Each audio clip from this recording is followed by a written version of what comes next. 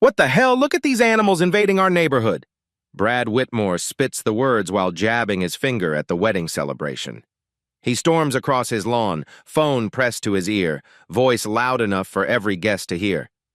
911?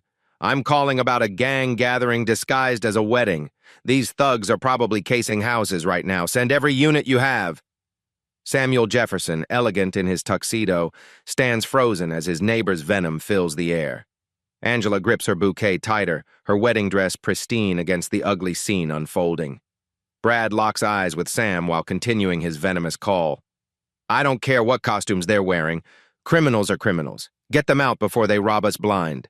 The classical music from the backyard sounds hollow now. Federal judges and prosecutors among the wedding guests watch in stunned silence as hate poisons what should be pure joy. What Brad doesn't know is that he just made the biggest mistake of his life. 3 months earlier, Samuel Jefferson had carried Angela over the threshold of their dream home at 1247 Maple Drive. The colonial-style house with its wraparound porch and mature oak trees represented everything they'd worked for. Sam had spent 20 years climbing from street prosecutor to federal appointment.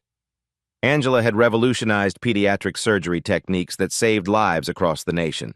Brookhaven Estates whispered wealth through every manicured detail. $1-million homes lined streets named after trees. Tennis courts and swimming pools hid behind privacy fences. The kind of neighborhood where success lived quietly behind closed doors. But success, they learned, looked different when it wore black skin. The first incident happened during Sam's morning jog. Brad Whitmore had stepped directly into his path, arms crossed like a human roadblock. Excuse me, do you live here? The question hung in the morning air like smoke. Sam had pointed to his house, sweat still cooling on his brow. Brad's eyes narrowed. I'm just looking out for the neighborhood. The words carried an unmistakable message. The harassment escalated weekly. Brad complained to the HOA about Sam's vintage motorcycle being inappropriate for neighborhood aesthetics. He questioned Angela when she watered their garden, asking if she was the new domestic help. His voice always carried that same tone. Authority mixed with disgust. During neighborhood association meetings, Brad held court like a king among subjects. His voice boomed across the community center as he name-dropped connections. Chief Collins and I golf every month. Mayor Hayes comes to my barbecues. I keep this neighborhood safe through my relationships. Other residents nodded along, afraid to challenge the man who claimed to control their property values. The Johnsons, an elderly white couple, whispered support to Sam and Angela in private, but stayed silent in public. Fear of Brad's retaliation kept voices quiet and injustice unchallenged. Sam's federal judicial appointment had been confirmed 3 weeks ago after grueling Senate hearings. 20 years of prosecuting civil rights cases, defending the Constitution, and serving justice had culminated in this honor. He would soon wield the power to shape federal law, to protect the very rights Brad trampled daily. The irony wasn't lost on him. While Brad bragged about knowing local officials, Sam would soon outrank them all in the federal hierarchy. Federal judges served for life, their decisions creating precedents that shaped American law for generations. Angela's medical practice had earned international recognition. Her surgical techniques appeared in medical journals worldwide. She consulted for federal health agencies and spoke at conferences from Boston to Beijing. Yet Brad saw only skin color when he looked at her. Their wedding guest list read like a directory of federal power. Judge Patricia Morrison, Sam's mentor, would fly in from D.C. U.S. Attorney James Davidson had cleared his calendar. Federal marshals, prosecutors, and legal scholars would celebrate love while surrounded by hate. The morning of their wedding, Sam stood in his bedroom adjusting his bow tie. Through the window, he watched vendors transform their backyard into an elegant celebration. White tents billowed in the breeze. String lights waited to twinkle against the evening sky. Flowers created arcs of color across the lawn. Angela emerged from their bathroom, wedding dress flowing like water. 20 years of fighting for justice, and today felt like victory. They had built something beautiful despite the ugliness around them. Are you ready for this? She asked, her voice mixing excitement with concern. Sam kissed her forehead gently. I've been ready my whole life. Outside, Brad paced his lawn like a caged animal. His complaints to city officials had been ignored. The wedding would proceed despite his protests. He watched federal vehicles arrive, their government plates mocking his local connections. The neighborhood buzzed with anticipation and tension. Some residents had bought gifts, choosing love over hate. Others stayed hidden behind curtains, unwilling to choose sides. A few supported Brad's stance, but lacked his courage to act openly. Brad's wife, Patricia, had grown tired of her husband's obsession. Their children avoided coming home, embarrassed by their father's behavior. His real estate business was struggling as word spread about his reputation. Yet pride and prejudice pushed him forward toward his own destruction. As afternoon shadows lengthened, luxury vehicles began arriving. Federal judges stepped onto Maple Drive like dignitaries visiting a foreign land. Their presence transformed the suburban street into something approaching a state occasion. The stage was set for a collision between hate and justice, between local prejudice and federal power. Brad Whitmore was about to learn that some battles cannot be won through connections and intimidation. He was about to discover the true meaning of federal authority. The wedding ceremony reaches its peak as Sam and Angela exchange vows beneath a flower-covered arch. Angela's voice trembles with emotion as she promises to love Sam through every challenge life brings. The words feel prophetic in the golden afternoon light. Brad Whitmore can't contain himself any longer. He storms to his phone, dialing with shaking fingers. His voice carries across the peaceful gathering like a battle cry. 911? This is Bradley Whitmore, president of Brookhaven Estates HOA. I'm reporting major criminal activity at 1247 Maple Drive. Large group of suspicious individuals, expensive vehicles that clearly don't belong to these people. This looks like gang activity disguised as a wedding. His words drip with calculated malice. Every phrase is designed to trigger maximum police response. He paces his lawn like a predator circling prey, his expensive loafers crushing perfectly manicured grass. I personally know Police Chief Collins and Mayor Hayes. They golf at my club every Sunday. I donate $50,000 annually to police charities. Chief Collins personally assured me that complaints from Brookhaven Estates receive priority attention. These officers better take this seriously, or there will be consequences. Brad's voice rises with each claim, ensuring wedding guests hear every venomous word. He wants them to understand his power, his connections, his ability to destroy their celebration. The emergency dispatcher's voice crackles through radio static. All units priority call Brookhaven Estates. Complaint reports large gathering, possible criminal activity, suspected narcotics. Complainant identified as HOA president with verified city connections. Officer Rebecca Martinez glances at her partner, young Sergeant David Carter, as their cruiser speeds toward the address. The siren wails through suburban silence like a banshee announcing doom. Something's wrong here, David. That address belongs to Samuel Jefferson. He's a federal prosecutor. This call doesn't make sense. Chen's jaw tightens with rookie determination. His knuckles whiten on the steering wheel. Doesn't matter who lives there, Rebecca. We respond to all calls equally. The complainant has serious city connections. Their police cruiser rounds the corner just as Sam lifts Angela's veil for their first kiss as husband and wife. The timing feels cruelly deliberate. Red and blue lights slice through the romantic atmosphere like knives through silk. Wedding guests freeze mid-applause. Champagne glasses pause halfway to lips. Children hide behind their parents as the cruiser's spotlight sweeps across the celebration like a prison searchlight. The classical quartet's music dies to awkward silence. Brad rushes toward the arriving officers, his face flushed with vindication. His expensive shoes crunch on gravel as he approaches like a prosecutor presenting damning evidence to a jury. Thank God you're here. I've been monitoring this suspicious activity for hours. Look at this chaos. Unauthorized vehicles blocking our street. Unknown individuals loitering with obvious criminal intent. Clear violations of multiple city ordinances. His voice projects across the gathering, ensuring maximum humiliation for the wedding party. Federal Judge Patricia Morrison, distinguished in navy silk, watches in horror as her protege faces this public degradation. Officers, I'm Bradley Whitmore. Chief Collins and I golf together every month at Brookhaven Country Club. Mayor Hayes attended my daughter's graduation party last month. I keep this neighborhood safe through my extensive connections, and this situation requires immediate, decisive action. Brad pulls out his phone, scrolling through contacts. I have Chief Collins on speed dial. One call from me can make or break police careers in this city. Officer Martinez approaches the gathering professionally, her trained eyes noting the elegant decorations, formal wedding attire, and obvious legitimacy of the celebration. Everything screams wedding celebration. Nothing suggests criminal activity. Good evening, folks. We received a complaint about a large gathering and possible criminal activity. Is this a private celebration? Sam steps forward, still holding Angela's trembling hand. His wedding ring catches the dying sunlight. Officers, I'm Samuel Jefferson, homeowner. This is our wedding reception. We have all required permits for this private celebration on our property. Brad interrupts before the officers can respond, his voice rising with manufactured authority and undisguised contempt. Don't let him lawyer his way out of this. Look at these expensive cars, Mercedes, BMWs, Lexuses. Where did these people get money for vehicles like this? Drug money, stolen cars, money laundering through fake wedding gifts. He waves dismissively at the elegant gathering.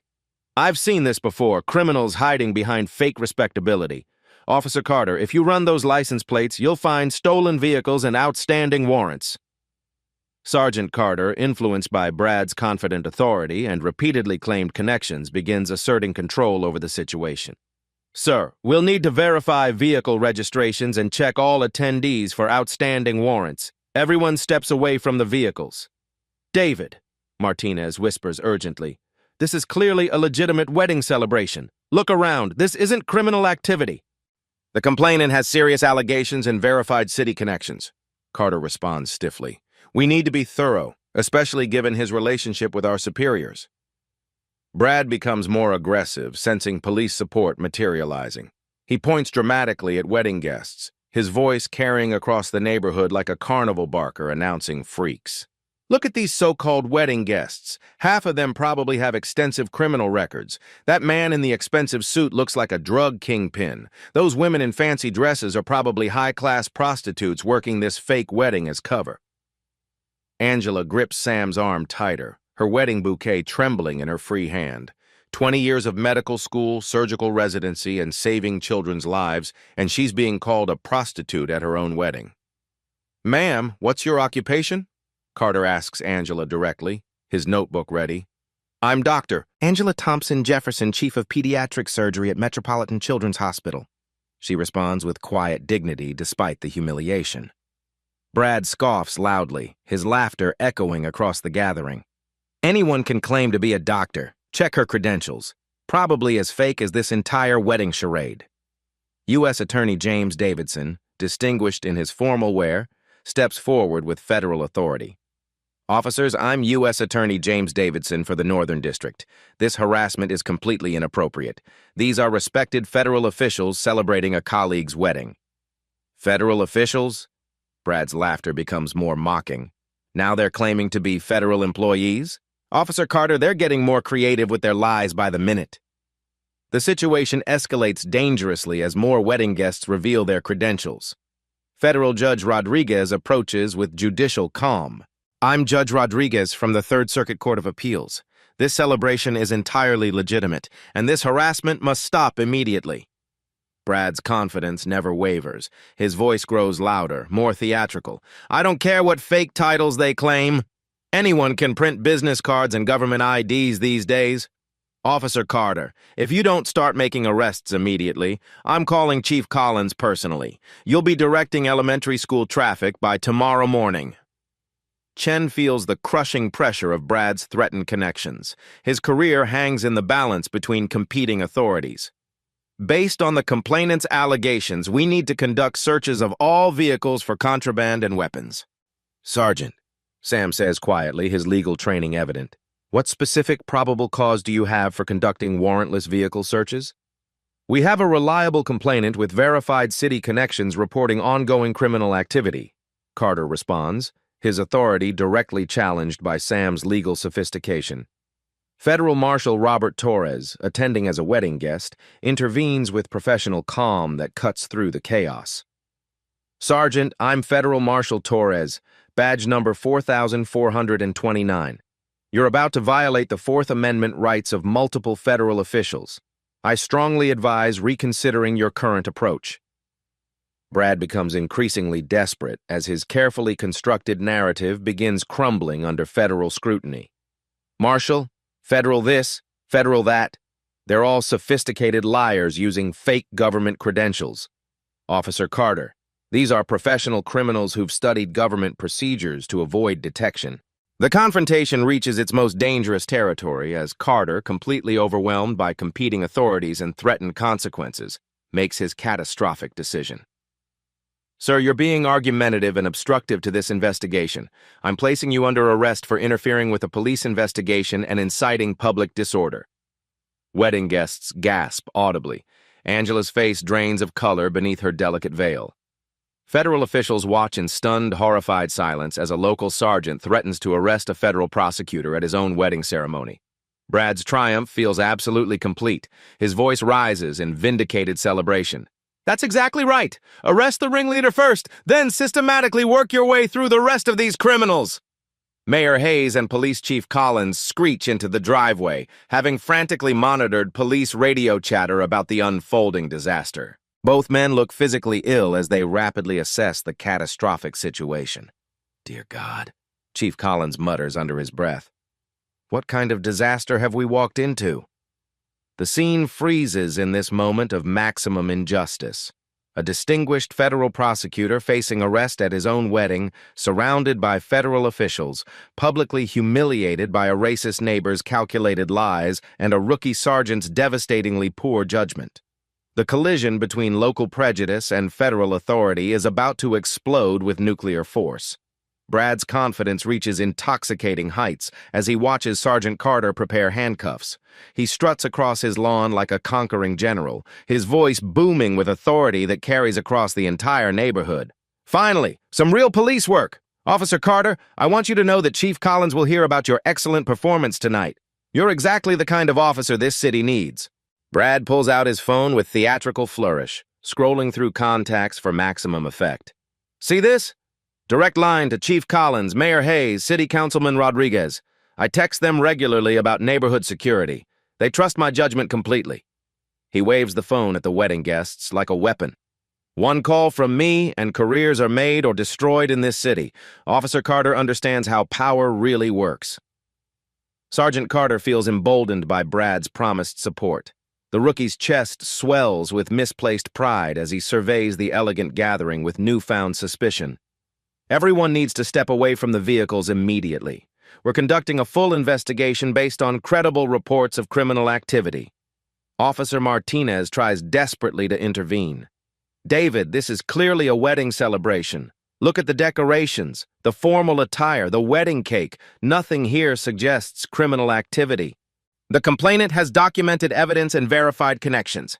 Carter snaps back. We don't ignore serious allegations from respected community leaders.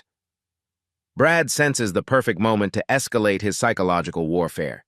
He approaches the wedding guests directly, his voice dripping with manufactured concern.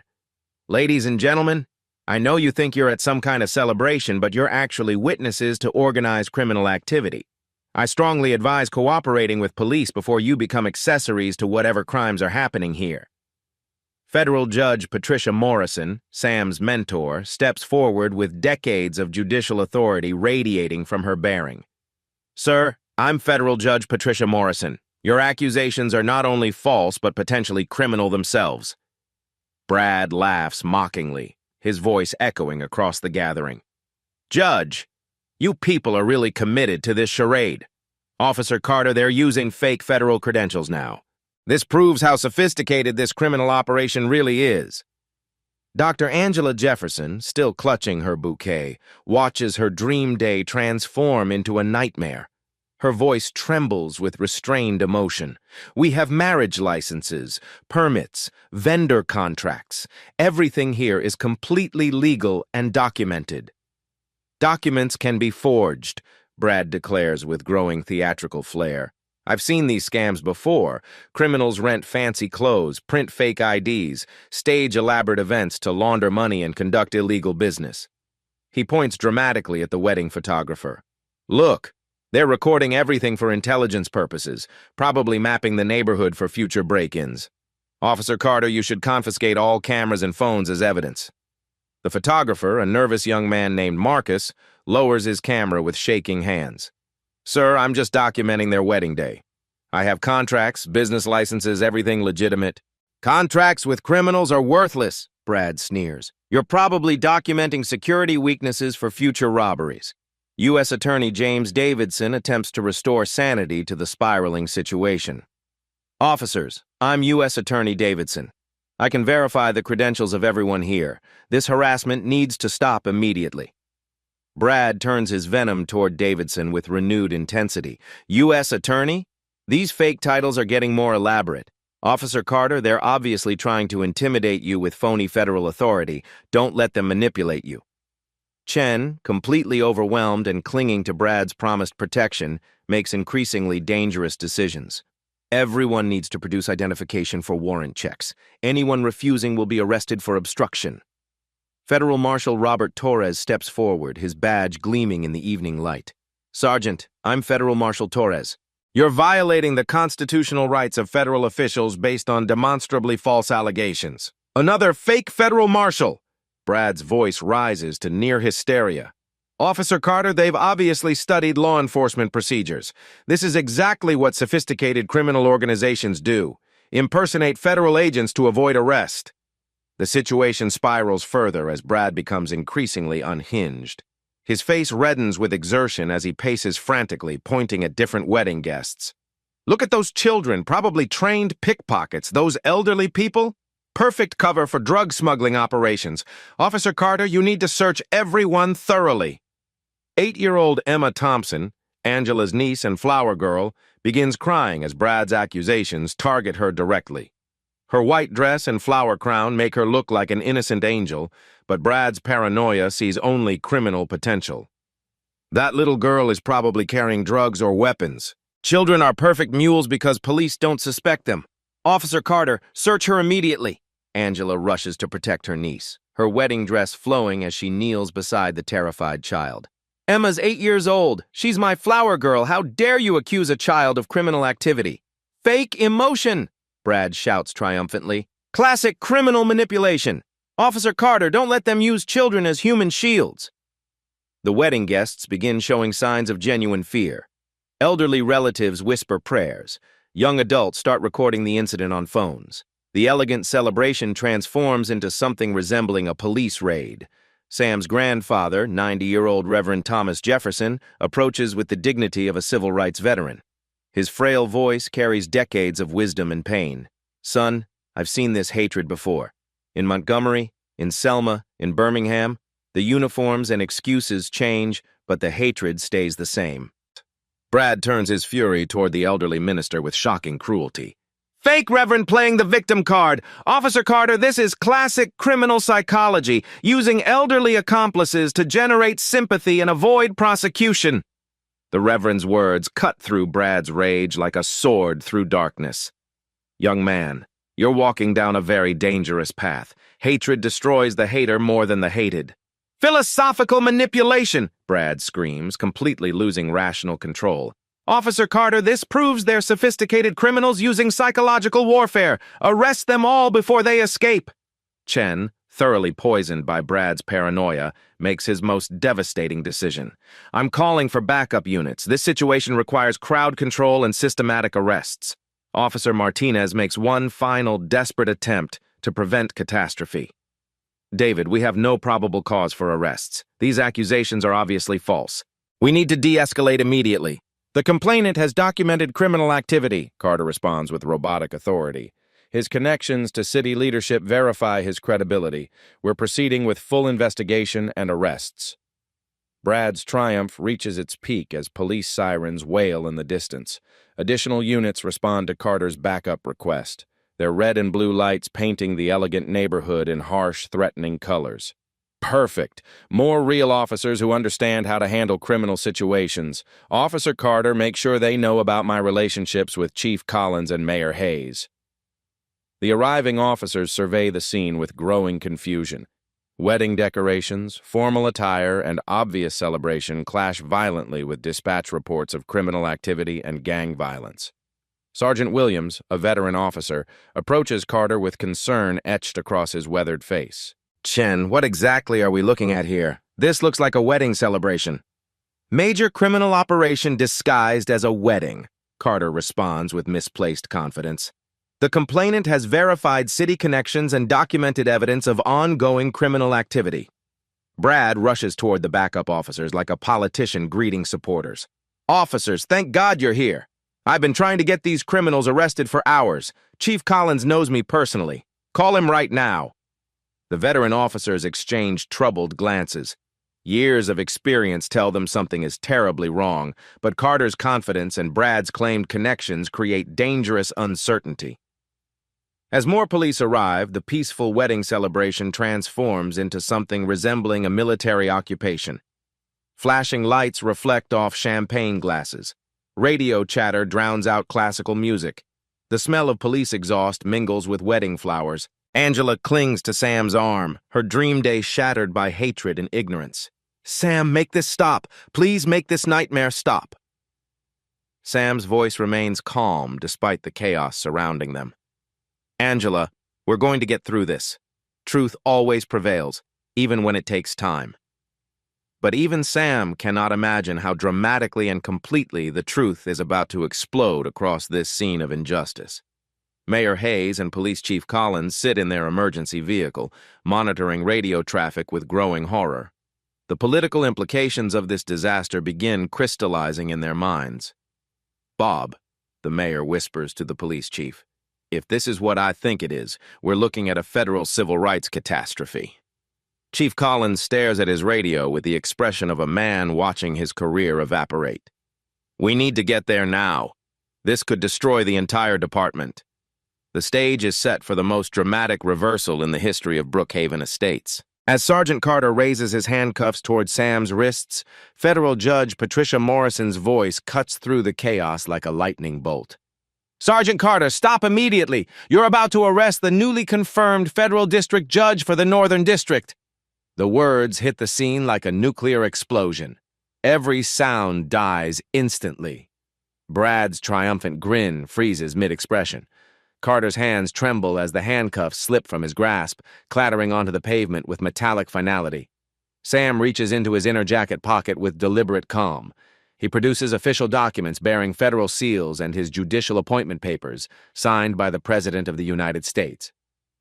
Sergeant Carter, Mayor Hayes, I'm Judge Samuel Jefferson, confirmed by the Federal District Judge. I was confirmed by the United States Senate 3 weeks ago and will be sworn in next month. The revelation detonates through the gathering like a shockwave.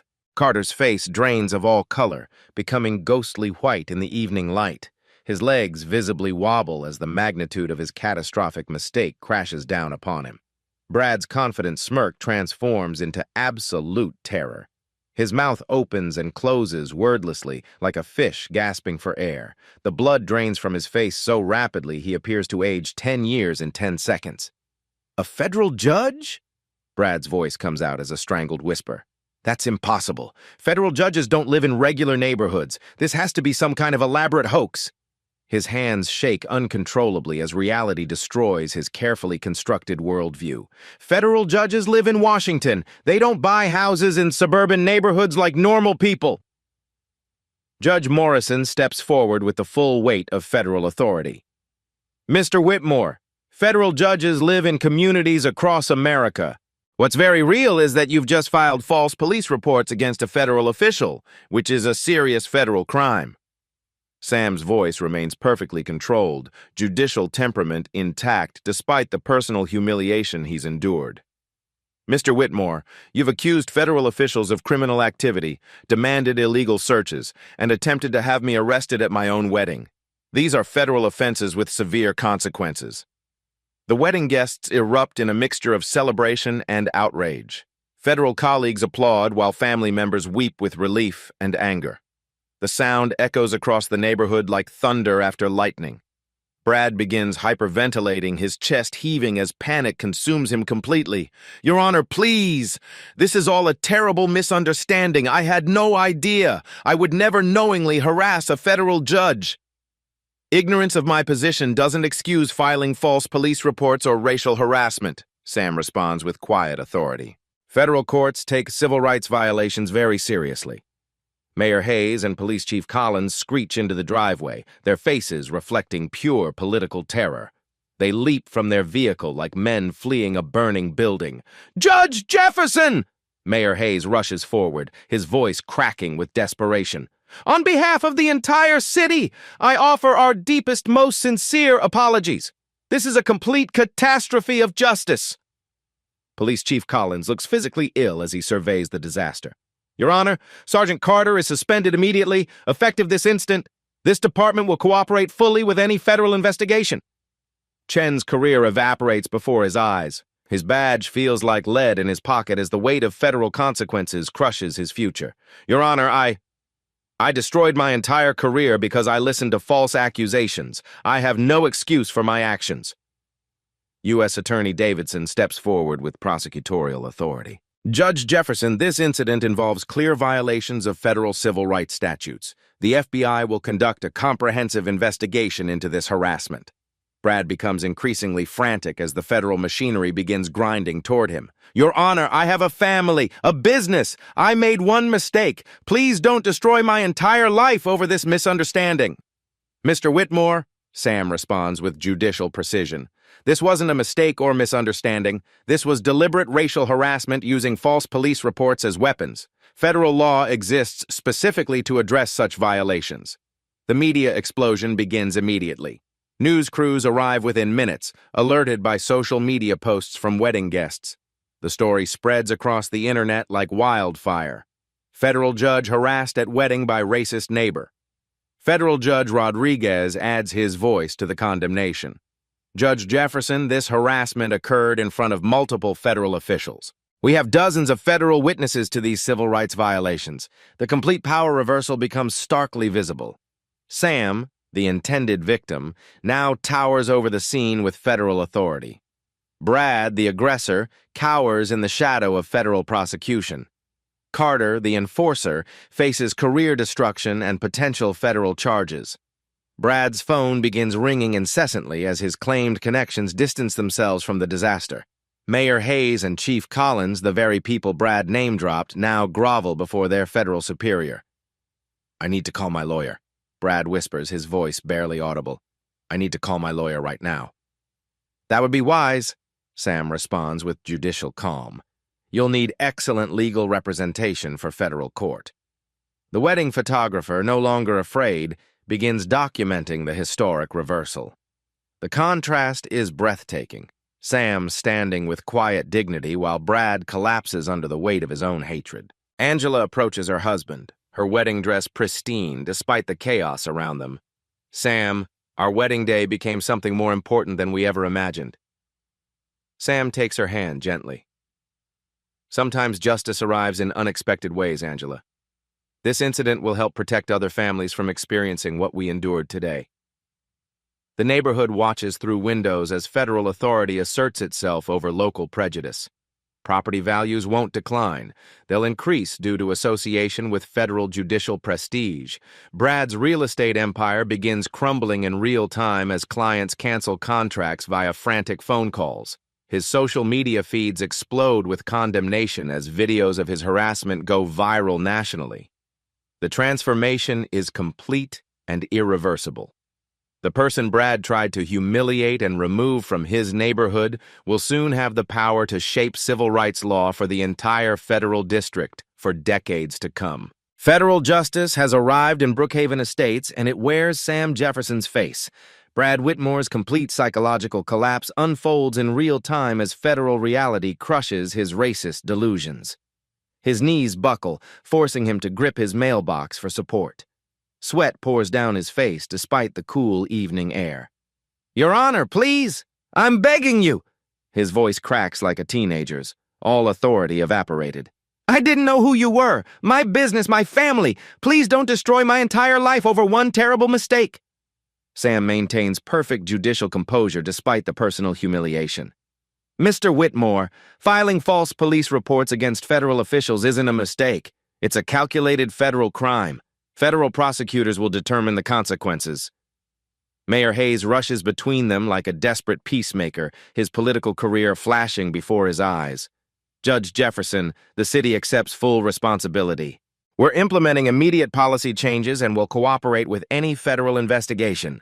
Police Chief Collins moves with military precision. Judge Jefferson, Sergeant Carter is terminated immediately for civil rights violations. Security will escort him from the premises within the hour.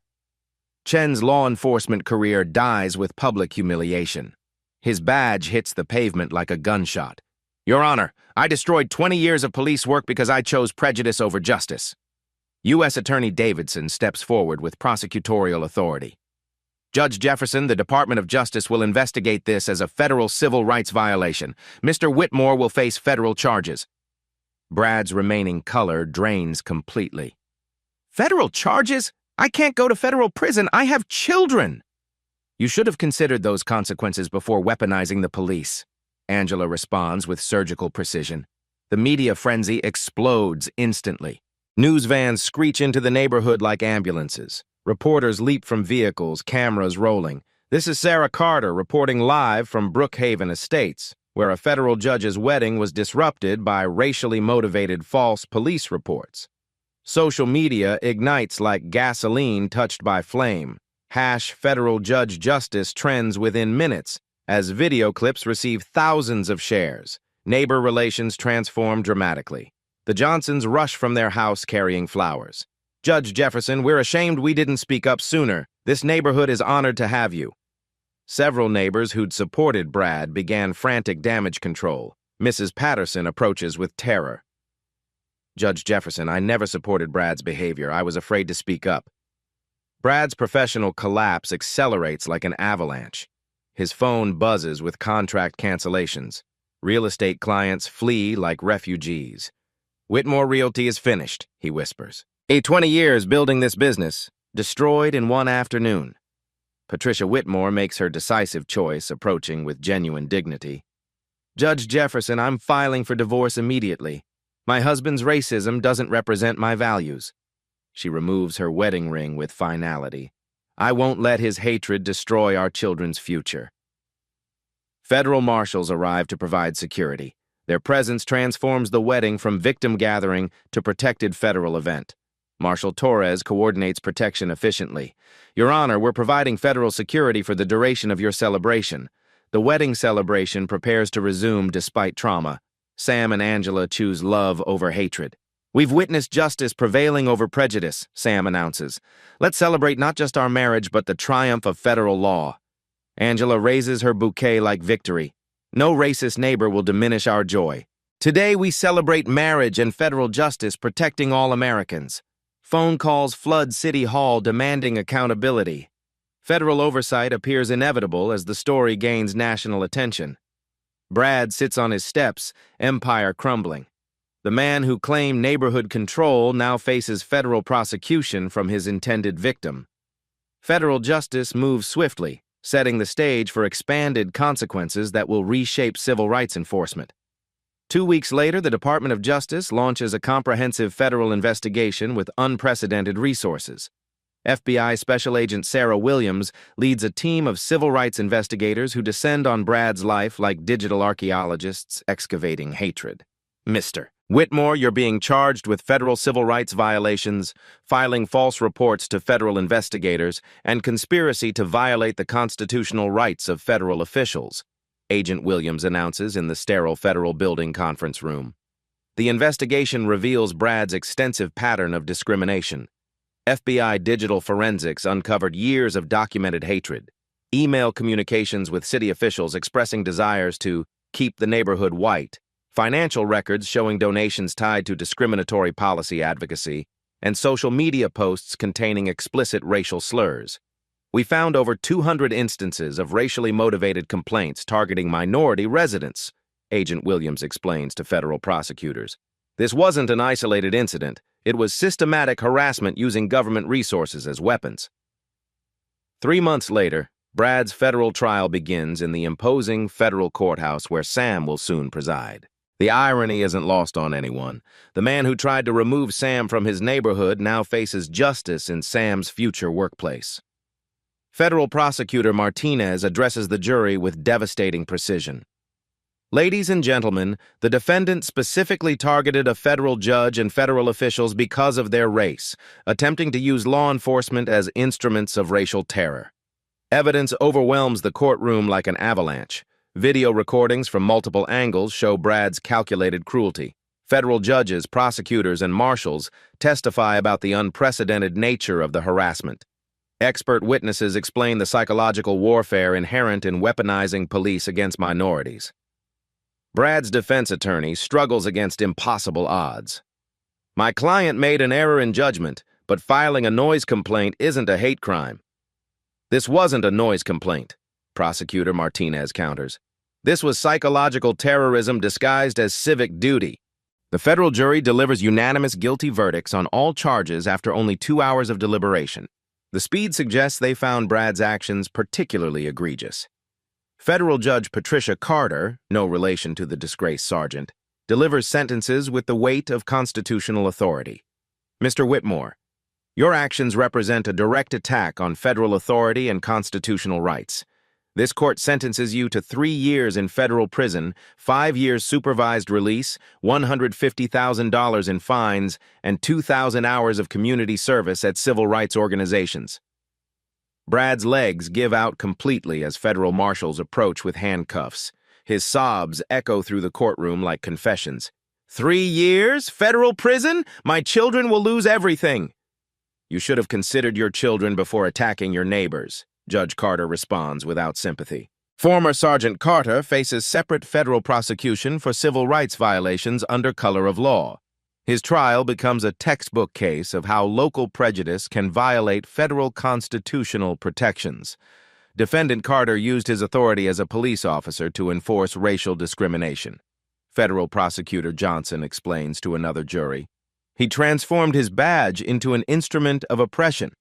Chen receives 2 years in federal prison and permanent disbarment from law enforcement nationwide. No police department in America will ever hire him again. The cases catalyze sweeping federal policy reforms. Attorney General Williams announces the Jefferson Protocol for addressing racially motivated police complaints. The Jefferson case demonstrates why we need federal oversight of local law enforcement responses to discrimination, the Attorney General declares at a national press conference. New federal mandates include mandatory federal civil rights training for all police departments receiving federal funding, federal monitoring of 911 systems for racially motivated calls, Department of Justice oversight of police departments with discrimination patterns, and federal grants for community policing programs. Sam and Angela file a comprehensive federal civil lawsuit seeking both damages and systemic reform. Civil rights attorney Robert Jackson represents them in federal court. This case seeks not just compensation for our clients, but fundamental changes to prevent federal officials from facing racial harassment in their communities, Jackson argues before federal Judge Morrison. The federal court awarded unprecedented damages, $3. $5 million in compensatory damages, $7 million in punitive damages, mandatory sensitivity training for the entire police department, federal monitoring of city policies for 7 years, and creation of a federal civil rights ombudsman position. The case establishes groundbreaking federal precedents. Law schools across America add Jefferson v. Whitmore to their civil rights curricula. Police academies incorporate the case into mandatory bias training programs. Civil rights historian Dr. Washington analyzes the case's significance.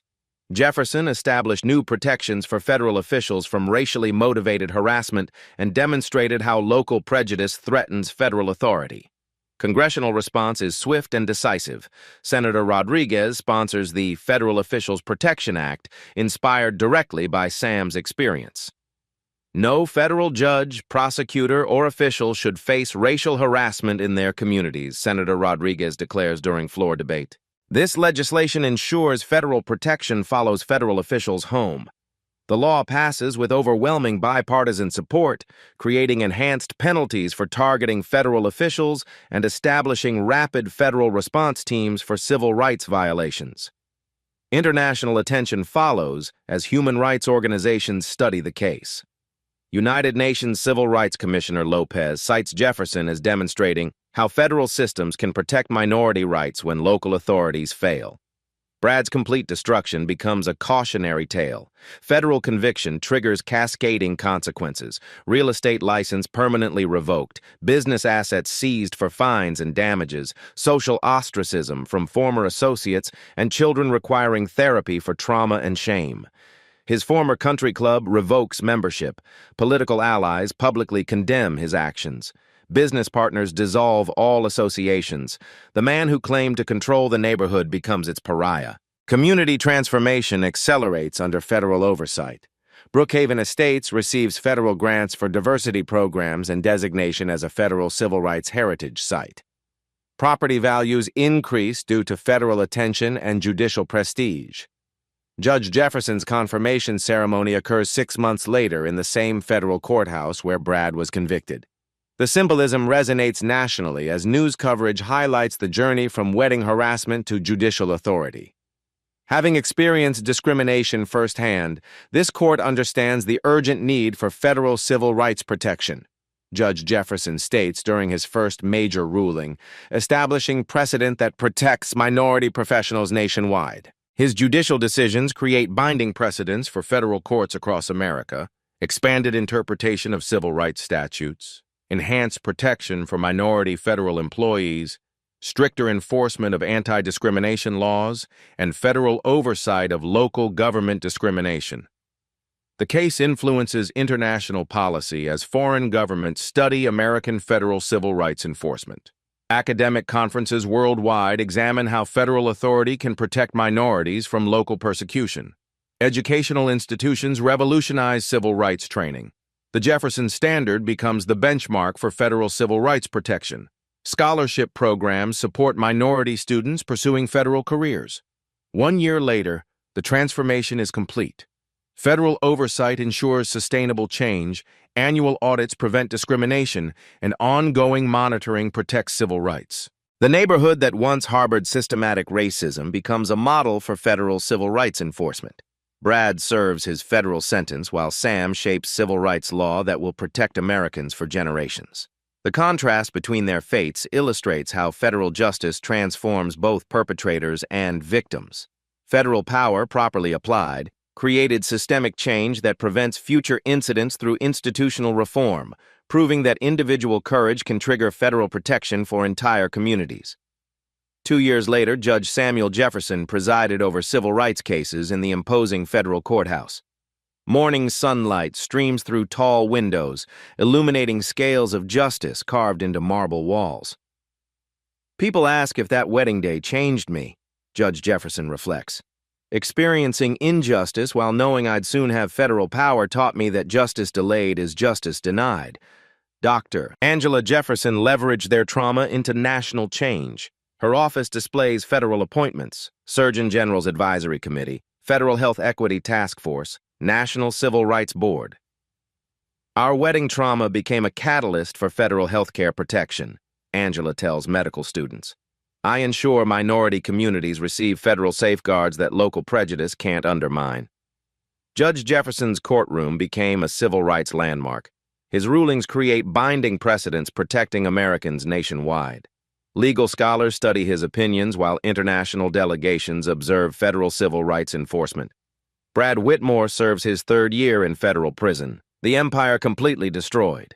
Orange jumpsuit replacing expensive suits, he speaks to police recruits about racism's consequences. I destroyed everything because I couldn't accept black success, Brad tells officers, voice hollow. I lost family, business, freedom, reputation because I chose hatred over humanity. His real estate collapsed under federal investigation. Wife and children relocated, changing names to escape association. He became a case study in federal prosecution, mugshot appearing in training materials. Former Sergeant Carter works with Justice Department training officers after serving federal time. His career destruction warns law enforcement about constitutional violations. My actions violated federal law and nearly destroyed innocent people, Carter addresses academies. I prevent other officers from making catastrophic mistakes. The Jefferson case created permanent federal changes. The Jefferson Protocol screens racially motivated calls. Federal teams investigate civil rights violations immediately.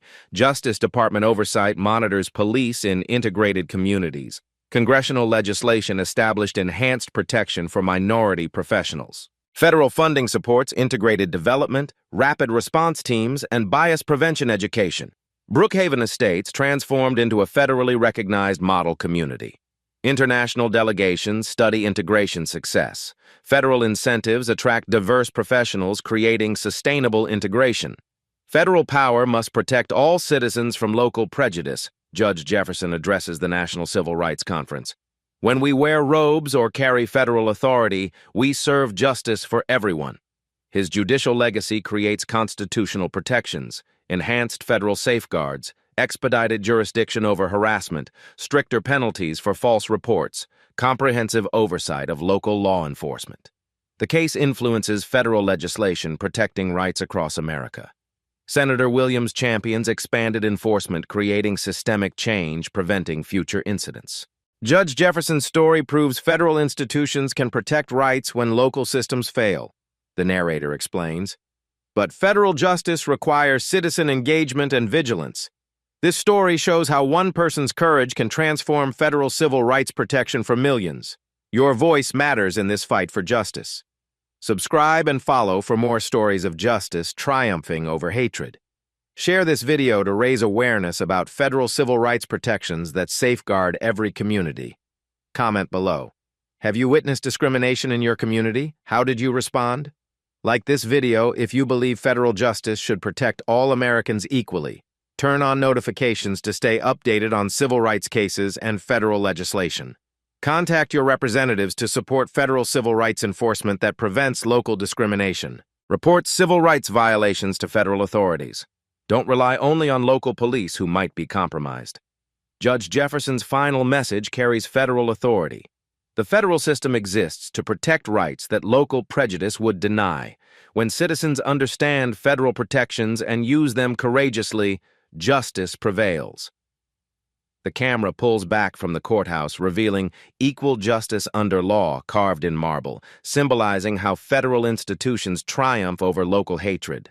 Here's the question every American must answer. When you witness injustice, will you seek only local justice or use full federal civil rights protections? Your choice determines whether constitutional justice serves all Americans equally. Don't just watch this story, share it, subscribe now. Your engagement helps protect civil rights for everyone.